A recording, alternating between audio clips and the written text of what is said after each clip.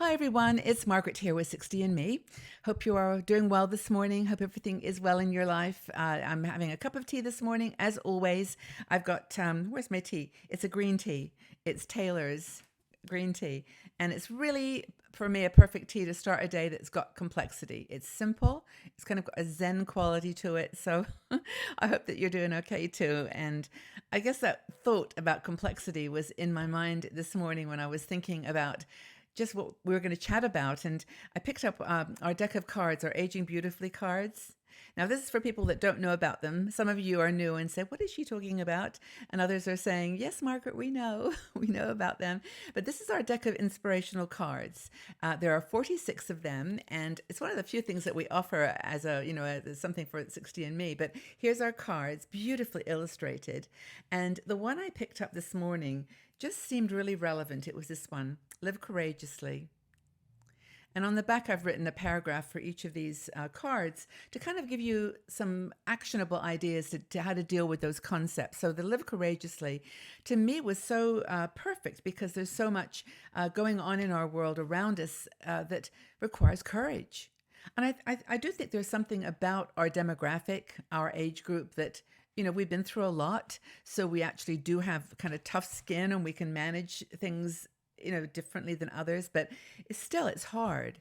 And one of our bloggers, Carol Merrick, wrote an article, and it was about sort of being aware of how you're going to live your life in the future. Like, we don't sometimes want to plan like so far in advance, but if you can think about the things that might happen and build your world around those possible scenarios, then you don't have to stress so much. You can kind of know that you are kind of ready for whatever is going to come our way. We just don't know. So she is very active in sort of women living independent lives and living sometimes without any family or friends, living solo. I think she calls them elder orphans, but they're people that are not surrounded by the support systems that others might be. And so her goal as one of these women is to create a safe environment where she knows that whatever happens, she'll be prepared.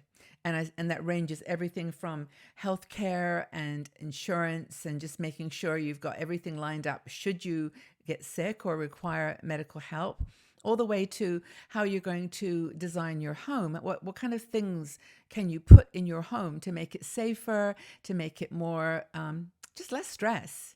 It doesn't have to be like, over the top things. It's just simple things that you can clean up, like for example, downsizing. So you haven't got thousands of boxes and bags to be carrying around. You've got your simple wardrobe that you love. Everything in the cupboard is you.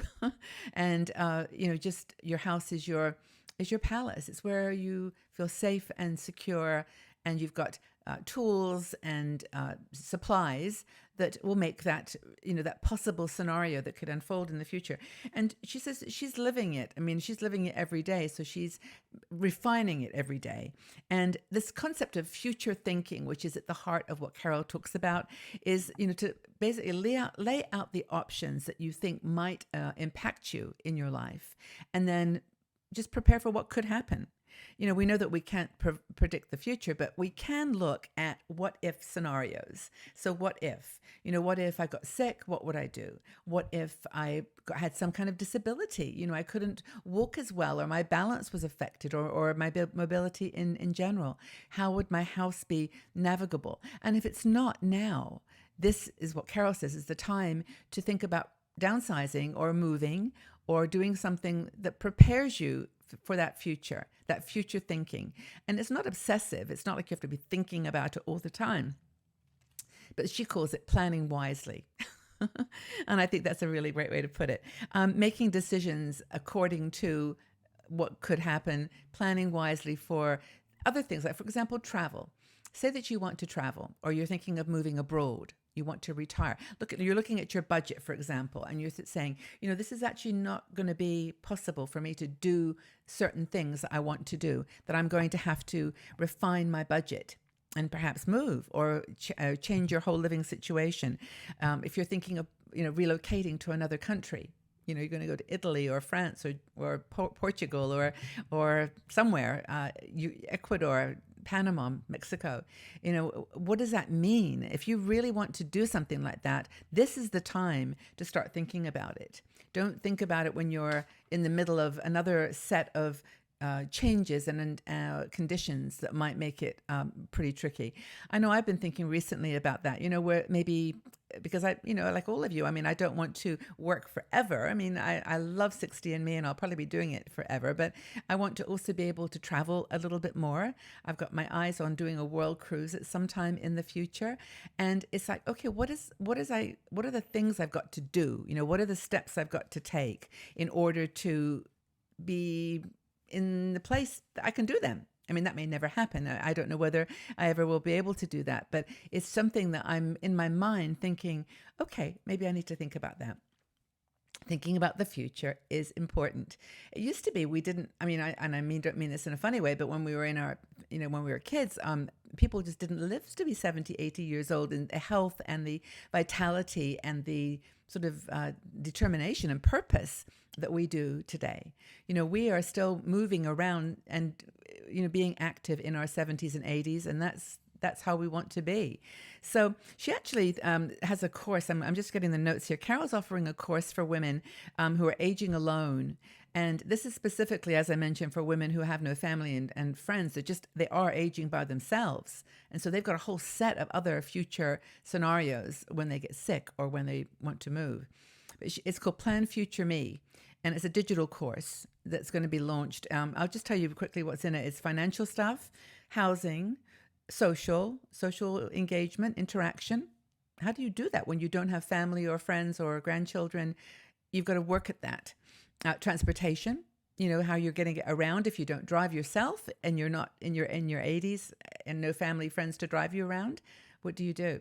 So that's another thing. And daily living, just in general, how do you cope with the different day-to-day realities of cooking and washing and, you know, as you get older? Just that future thinking puts you in that place. And this course that Carol's doing will be going through that. You can go to her website, carolmerrick.com, and there's a sneak preview of the program there, so you can take a look. But I think it's really, really important to future think. Even if you've got family and friends, most of us don't really want to be dependent on those people. We want to do our own thing, just really because that's the way, in a way, it should be for me anyway. But anyway, check out Carol's website and her program and see if that's going to be of any value or help to you.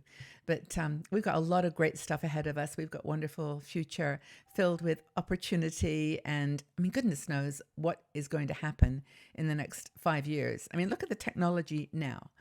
And it's just growing all the time. It's amazing.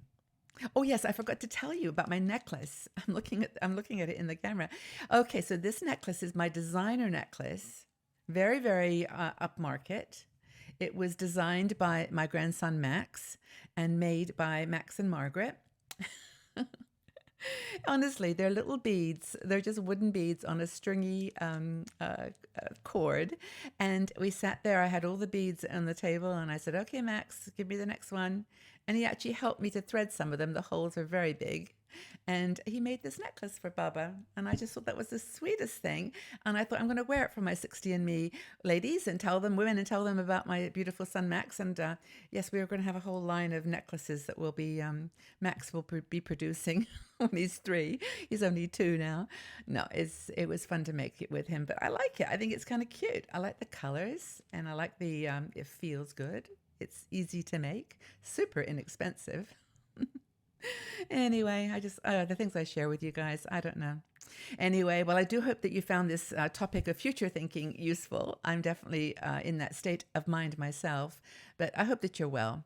And thank you for being here. Check out all of our channels, as I always remind you. And if you want a fun place to go, I'm serious. Our Patreon community started about 8-9 months ago, and it was for women who felt they could help 60 and Me. We don't charge any membership or anything, so they were able to give $3 or a little more every month as a donation. And we started this Patreon group, and we're having so much fun there. It's just really nice because it's a small group, maybe 700 women, but we get to talk to each other. I do exclusive videos. I just did one with Max actually, and I also just did one when I traveled to Porto. But they're just it's just a thank you for them for giving us some support. And if you've got the ability to do that, it's Patreon, patreon.com/60andme. Love that support. But anyway, wherever you are, all this content remains free of charge, and we love giving it to you. And all the videos, nothing there is ever going to be charged for. So just take good care and enjoy it all. Come join us on Patreon if you can. But for now, tell us, are you planning for the future? And just like to close on that article, what are you doing to get ready for your future me, future you? Again, thanks for being here, everybody. I really value you and appreciate you so much. And we'll talk again soon. Bye bye for now.